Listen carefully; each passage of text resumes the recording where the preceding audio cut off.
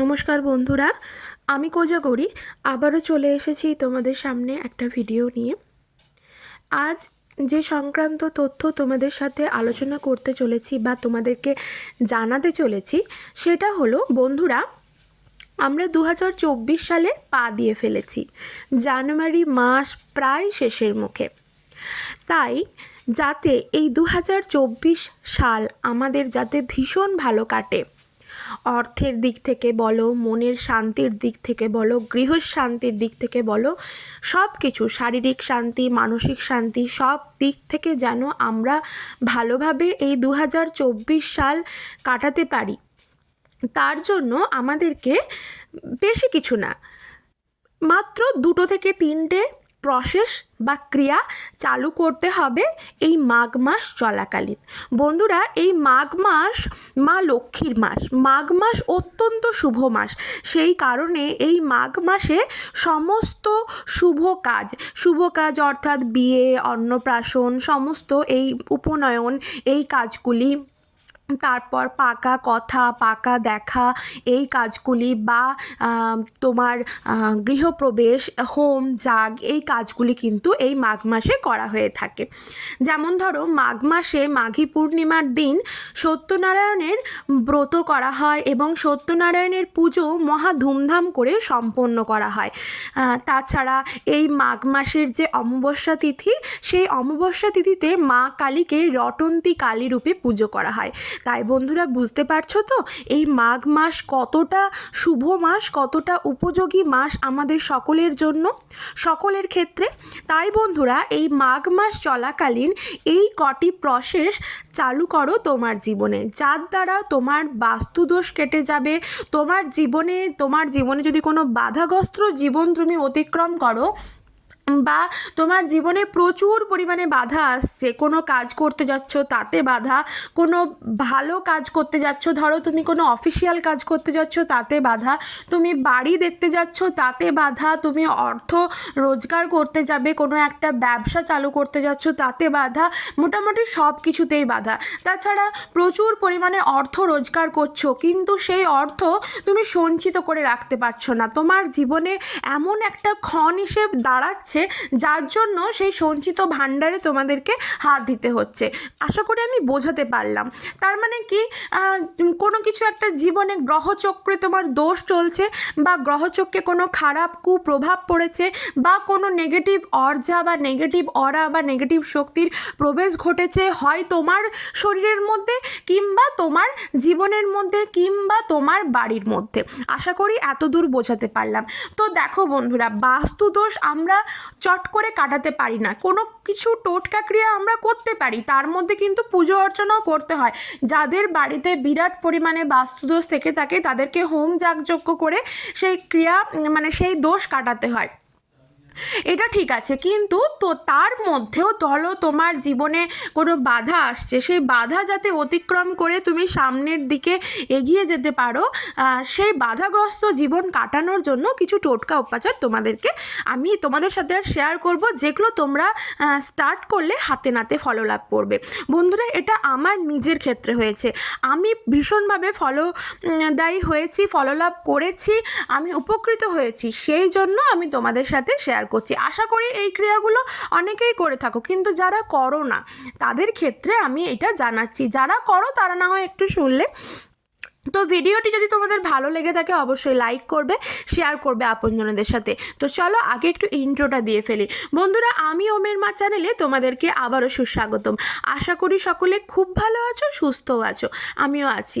বন্ধুরা, আমি আজ তোমাদের সাথে কি বিষয়ে আলোচনা করব তা তো তোমাদেরকে জানালামই। তো চলো একটা একটা করে শেয়ার করতে থাকি। আমরা যখন সমস্ত কাজকর্ম সেরে আমাদের রাত্রেবেলায় যখন বিছানায় আমরা শয়নের জন্য যাব, তখন অবশ্যই তোমার যে ইষ্ট দেবতা, তুমি যাকে স্মরণ করো, তুমি যাকে মানো, সে কালী হতে পারে, কৃষ্ণ হতে পারে, তোমার বাবা মা হতে পারেন, ঠিক আছে?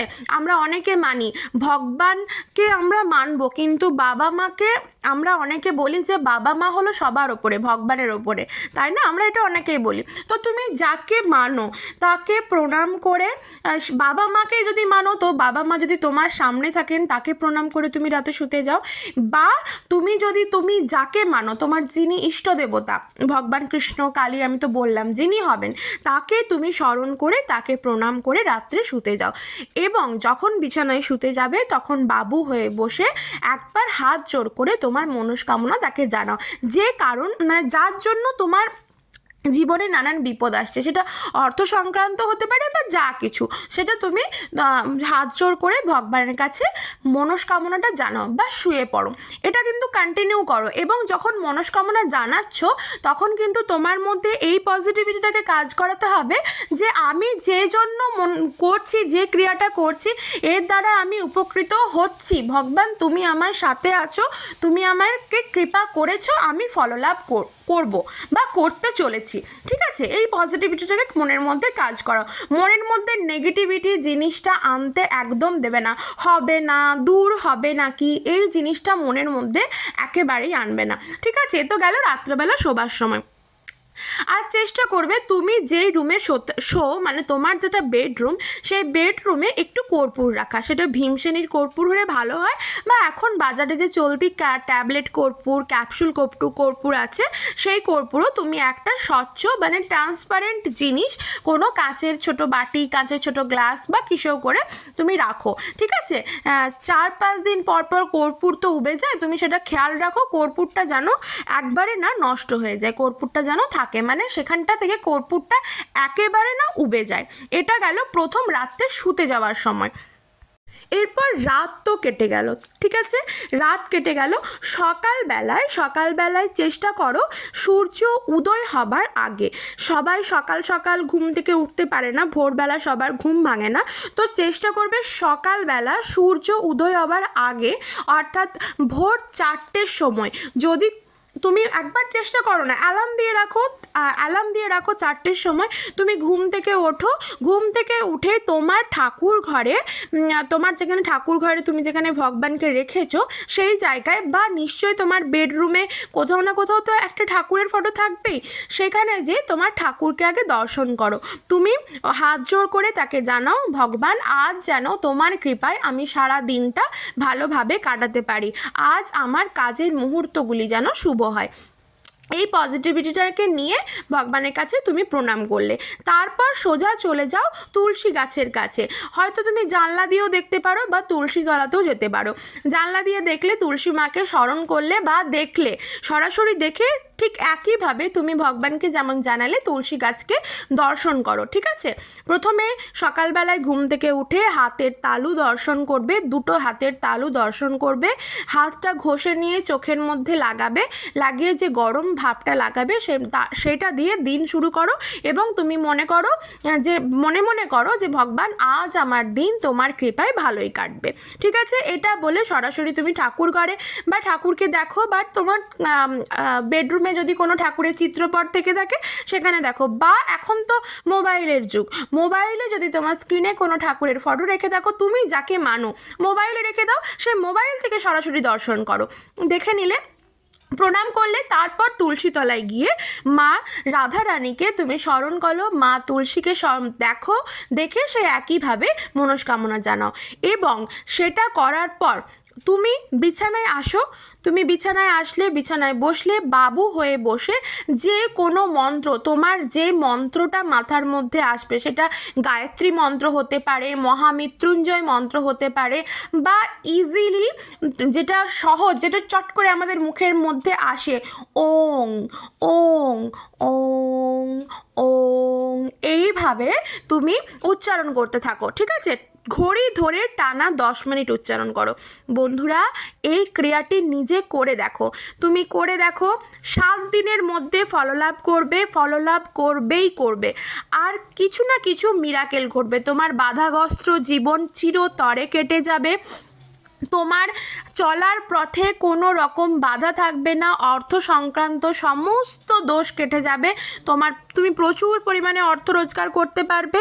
তাছাড়া তোমার বাড়িতে যদি কোনো বাস্তু দোষ থেকে থাকে বা তোমার শরীরে কোনো যদি নেগেটিভ এনার্জির প্রবেশ ঘটে থাকে না, সেটাও দেখবে আস্তে আস্তে নষ্ট হয়ে যাবে।